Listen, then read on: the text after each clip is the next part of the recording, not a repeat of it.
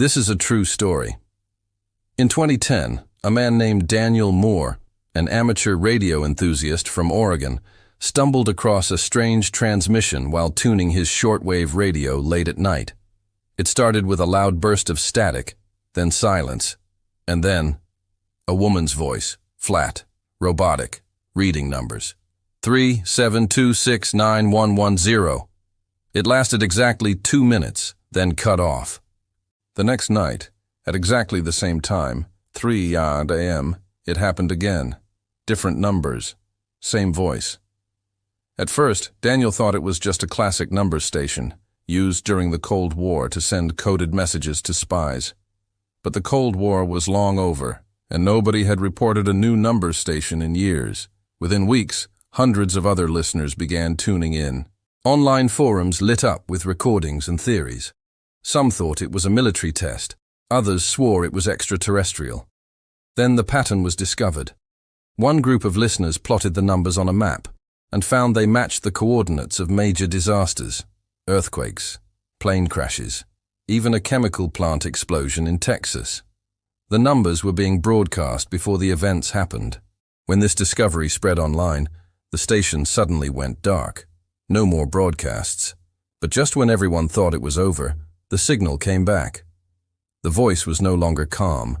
It was distorted, like someone was speaking through a broken speaker underwater. And it wasn't just numbers anymore. The listeners who recorded it claimed they could hear other voices in the background, crying, screaming, sometimes laughing. A group of radio operators tried to triangulate the signal. They said it was coming from deep in the Nevada desert, near an area controlled by the military. 2 of them set out to find the source. Their last post online said they were less than a mile away from the signal. They were never heard from again. A week later, the station started broadcasting a single repeating phrase over and over for exactly 24 hours. Not enough. Then the numbers resumed. But now they seemed to be counting down. Every night the sequence got shorter, like time was running out. One night, the broadcast ended with something different. A sound no one had heard before. A faint, low hum. And then a man's voice whispering right against the microphone, "We can hear you too." The next day, several of the forums where the recordings had been posted went offline. Not just the threads, entire sites were wiped from the internet. Daniel Moore stopped talking about the signal completely. His YouTube channel was deleted. His house was found abandoned months later. Today, the station still broadcasts, but not every night. Some listeners claim the voice has changed again. Sometimes it's a man, sometimes a child. And some say they've heard it speaking words in English. Words like soon, words like ready. And if you dare to tune in, the last thing you should ever do is repeat the numbers out loud. Because people who do that, they stop posting too. This is a true story. There's a town in Wyoming that officially doesn't exist. It's called Ash Grove, or at least that's what the old maps call it. If you search online today, there's no mention of it. No photos, no tourism listings, no population records newer than 1982. But older maps, paper ones you can still find in antique shops, clearly show it. Right at the intersection of County Road 16 and Highway 92.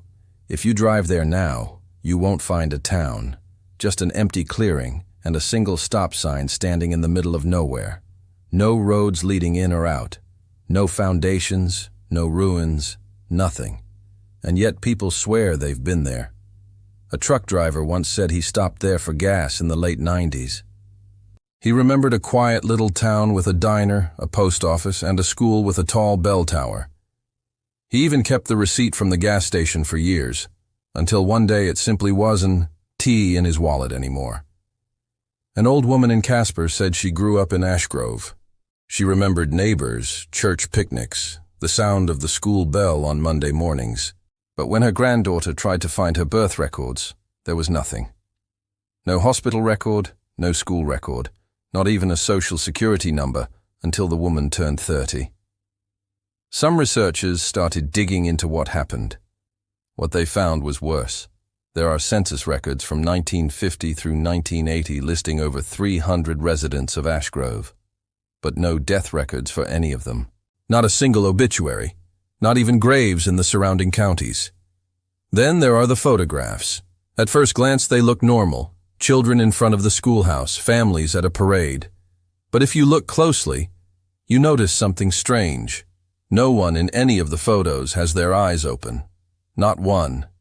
It's like they all blinked at the exact same moment the picture was taken. Satellite images of the area show faint grid patterns in the grass, perfectly straight lines, like streets that were erased. And deep in the clearing, hunters sometimes find things that shouldn't be there.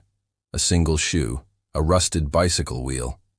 Once, even a mailbox with Ash Grove Post, faintly visible under layers of dirt. In 2015, a team of urban explorers tried to camp there overnight.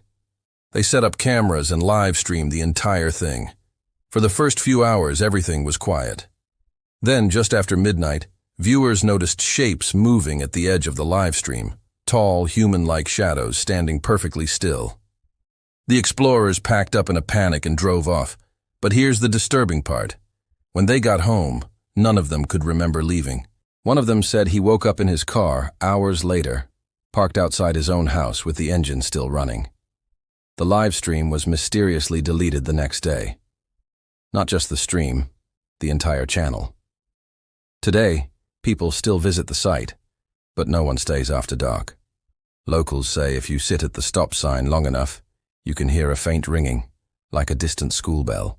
And sometimes, just for a moment, you can see lights where the streets used to be. People say Ash Grove isn't gone. It's still there, just not all the time. And if you ever find yourself driving through Wyoming and see a town where the maps say there isn't T1, Don T stop, because whatever took Ash Grove might be looking for more residents. This is a true story. In northern Washington, there's a lake called Grayson Lake. It's beautiful, calm, surrounded by forest. But the locals avoid it, because everyone in town knows what's buried under the water. Back in the 1950s, this wasn't a lake at all. It was a valley with a small military research base. Officially, it was for weather experiments. But people who lived nearby said they saw strange lights over the valley at night, glowing white orbs that moved in silence. Then, in 1962, the government built a dam and flooded the entire area. They evacuated the few families living there, bulldozed the houses, and let the water rise until the base was completely submerged. No official explanation was ever given.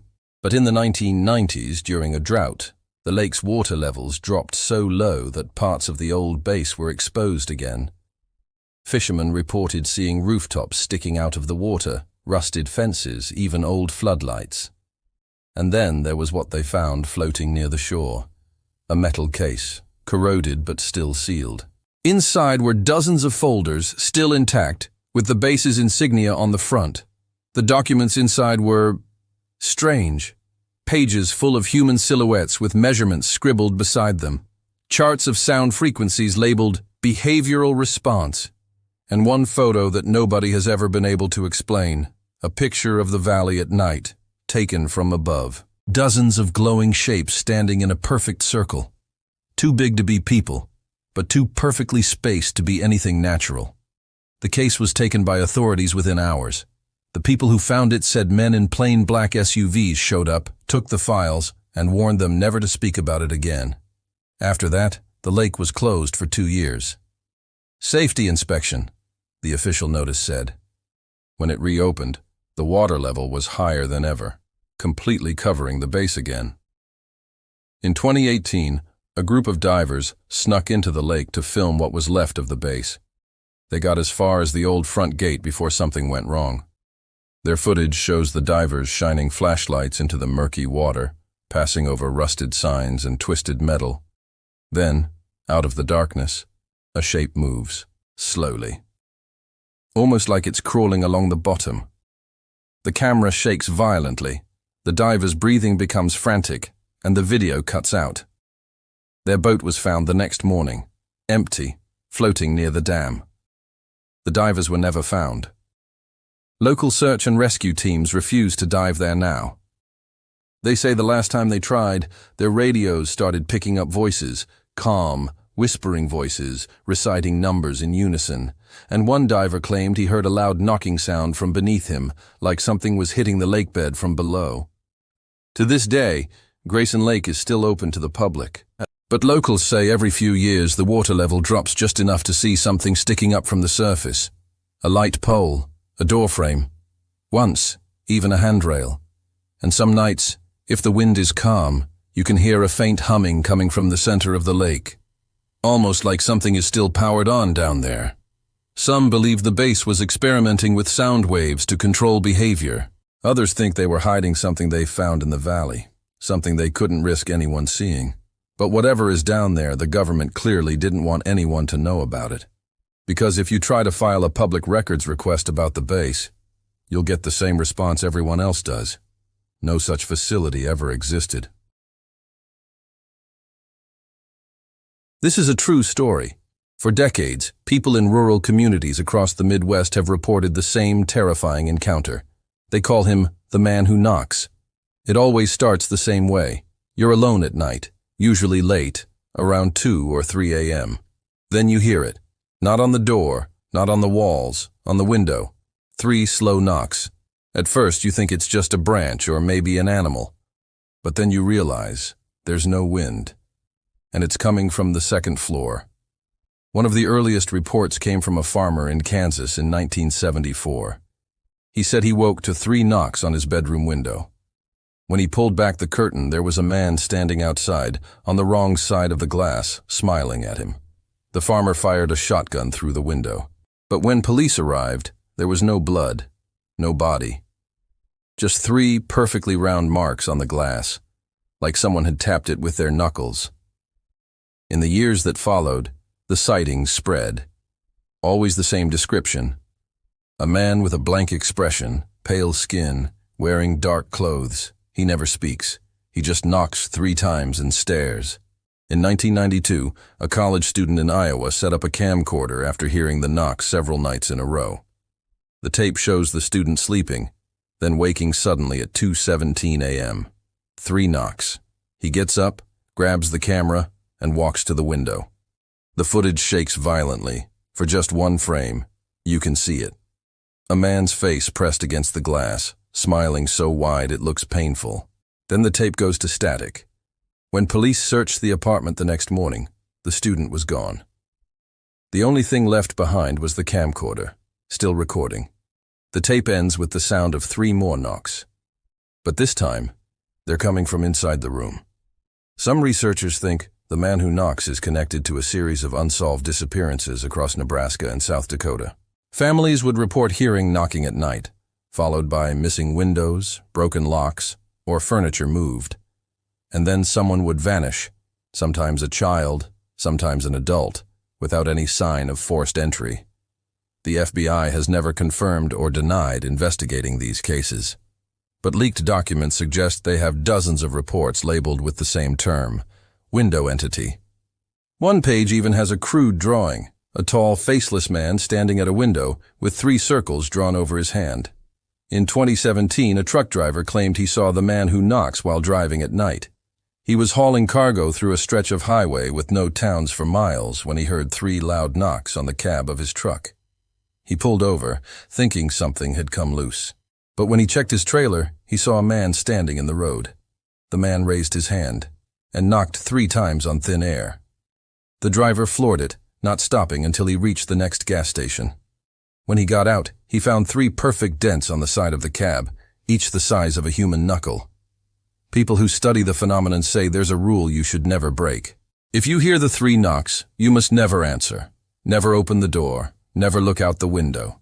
Because those who do never seem to stay around long enough to warn anyone else. And if you ever hear 3 knocks on your window late at night, you should pray it's just the wind. Because if it isn't, he's already watching.